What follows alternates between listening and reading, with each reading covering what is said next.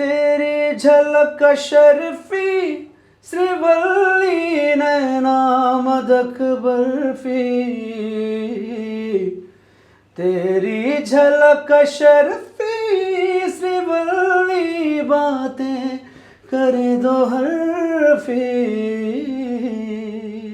सबसे पहले तो welcome to viral Bollywood sir. Thank कैसे यू हो सर। सर आप? सर एकदम मज़े में, आप ठीक हैं? सबसे पहले तो आपको कॉन्ग्रेचुलेशन, आपका गाना नेशनल इंटरनेशनल हर लेवल पर छा गया है, तो क्या कहना चाहोगे सर?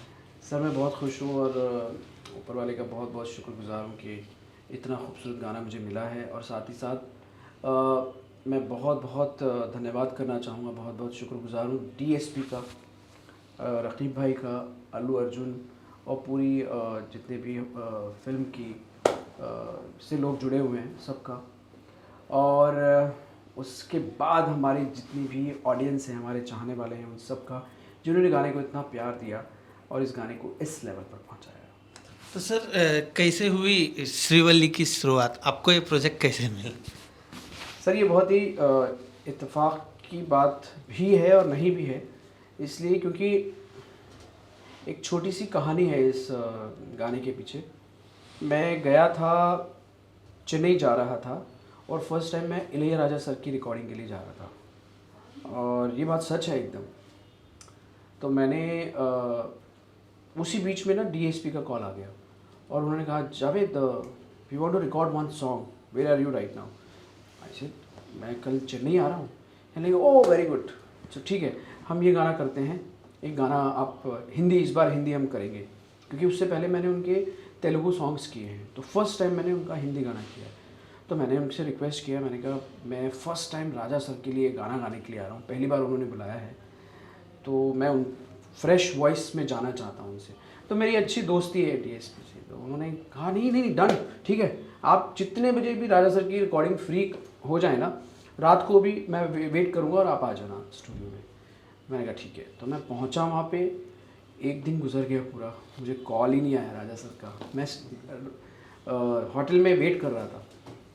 तो नेक्स्ट डे फिर डीएसपी का कॉल आया, उन्होंने कहा कि जावेद आपका हो गया रिकॉर्डिंग? मैंने कहा अभी तक कॉल ही नहीं आया।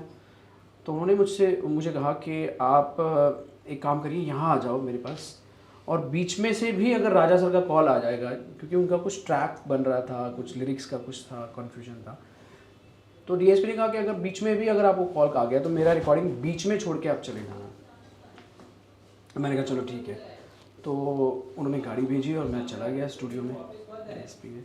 तो जब मैंने ये गाना सुना तो मुझे बहुत मज़ा आया। मैंने कहा क्या ग्रूव है इस गाने का और क्या लिखा है।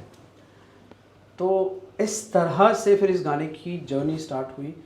तो मैं जाने वाला था राजा सर का गाना पहले गाने के लिए, लेकिन कुदरत को मंजूर ये था कि पहले मैं ये गाना गाऊं, और मैंने ये गाना रिकॉर्ड किया, और ये गाना रिकॉर्ड करने के बाद में फिर मैं राजा सर की रिकॉर्डिंग में गया।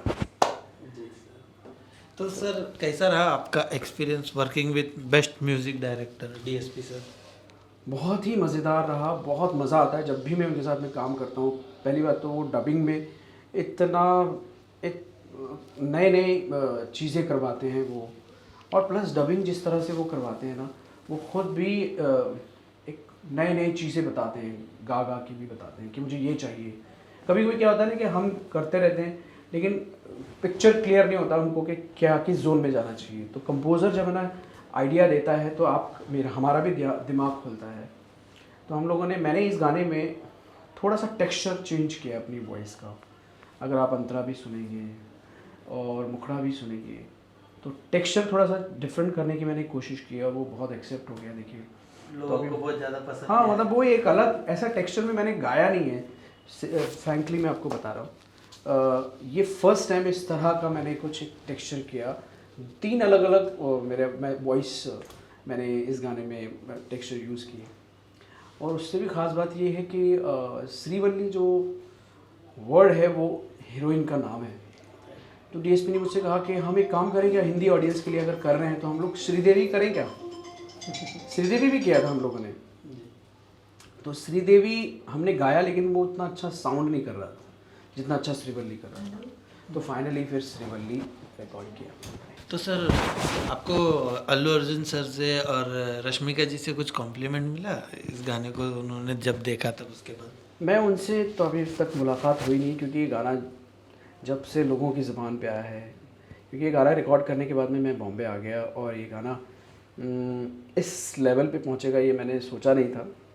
तो अभी मैं बस उत्सुक हूँ कि कब उनसे मुलाकात हो और कब उनसे इस गाने के बारे में बात हो। तो सर एक तेलुगु सॉन्ग को जब हिंदी में करना है तो कितनी डिफ़िकल्टीज होती है जब आप हिंदी में उसे गा रहे हो अपने अंदाज में? फील जी। देखिए, भले ही ये गाना और 4 लैंग्वेजेस में गाया हुआ है, लेकिन हमें जो हमारा बॉलीवुड का जो एक स्टाइल है या जो हिंदी ऑडियंस जिस तरह से एक गाने को देखती है, वो बीइंग अ बॉलीवुड सिंगर मुझे दिमाग में रखना पड़ता है। तो मैं वो माइंड में रख के इस गाने को मैंने डिलीवर किया। और म्यूज़िक कंपोज़र भी यही चाहते थे कि वो चाहते तो हिंदी वर्जन भी उनसे गवा देते जो सिड श्रीराम है, लेकिन उन्होंने बोला कि नहीं, मुझे इस गाने में फ्लेवर हिंदी का चाहिए। इसलिए उन्होंने हिंदी मुझे मतलब सोचा कि जावेद अली इस गाने को अच्छा डिलीवर कर पाएंगे, इसलिए मुझे बुलाया गया। तो सर एक 2 लाइनें अपने फैंस के लिए। तेरी झलक शर्फी श्रीवल्ली नैना मदक बर्फी, तेरी झलक शर्फी श्रीवल्ली बातें करे दो हरफी। वाह क्या बात है। तो सर आपके आने वाले प्रोजेक्ट्स क्या रहेंगे ज़रा हमें बता सकते हैं? सर अभी मैं इंतज़ार कर रहा हूँ कि मुझे अच्छे अच्छे बड़े बड़े कंपोजर्स मेरे साथ काम करें और मैं उनके लिए बड़े बड़े गाने गाऊँ, बस इस चीज़ का इंतज़ार है। तो कल कुछ प्रोजेक्ट्स में कुछ इंडिपेंडेंट म्यूज़िक कर रहा हूँ एंड कुछ गाने रिकॉर्ड हुए हैं अच्छे अच्छे। सो इंशाल्लाह वो पता चल ही जाएगा आपको। सलमान सर के साथ में कुछ प्रोजेक्ट करने का इरादा है? किनके साथ? सलमान खान सर के साथ में। जी, मेरी बड़ी खुशकिस्मती है, अगर उनके साथ काम करने का मौका मिले तो कौन छोड़ेगा उनके साथ काम करना।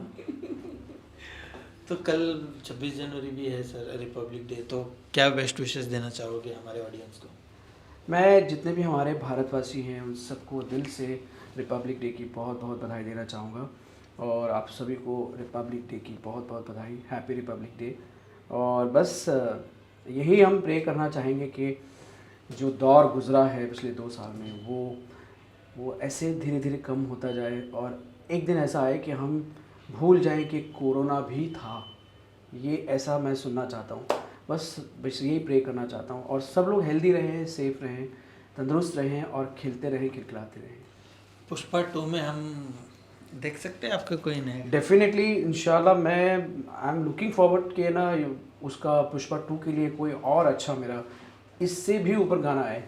और अब ये डिपेंड करता है कि डीएसपी किस तरह के क्योंकि वो बड़े पर्टिकुलर हैं अपने गाने को लेकर। वो सिंगर का जो चयन करते हैं वो बहुत सोच समझ के करते हैं, जैसा जितना मैं उनको जानता हूँ। तो मेरे लिए जो गाना होगा वो मुझसे ही गवाएंगे, ऐसा उनका थॉट है। तो बस उम्मीद है कि पुष्पा 2 में भी बहुत अच्छा गाना मेरा आए और आप लोग सुने। तो सर आपके गाने के अंदाज में 26 जनवरी के आप गाने के अंदाज में मतलब कोई पैट्रियाटिक सॉन्ग? जी पेट्रोटिक एक गाना गाता हूँ, चलो ठीक है। मैं the legend of Bhagat Singh का गाना। सरफरोश की तमन्ना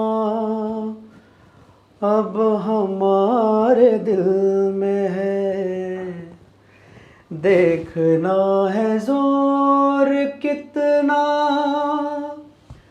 बाजुए कातिल में है, वक्त आने पे बता देंगे तुझे आसमां, क्या बताए क्या जुनूने शौक किस मंजिल सरफरोश की तमन्ना। श्रीवल्ली सॉन्ग में आपकी फेवरेट लाइन कौन सी रही? हाँ, मुझे हुक लाइन सबसे ज़्यादा पसंद है। सारा ज़माना है मेरे पीछे, पर ये दीवाना है तेरे पीछे। सर झुकने ना दूँ दुनिया के आगे, पर तेरी पायल देखूं करके सर नीचे। ना तमन्ना हीरा बनना में, मुझको है बस तेरा बनना। एक झलक तेरी आंखों में ख्वाब सजा जाए, तेरी झलक शर्फी श्रीवल्ली नैना मदक बर्फी। तेरी झलक शर्फी श्रीवल्ली बातें करे दो हरफी। Thank you so much sir, welcome. बहुत अच्छा लगा सर।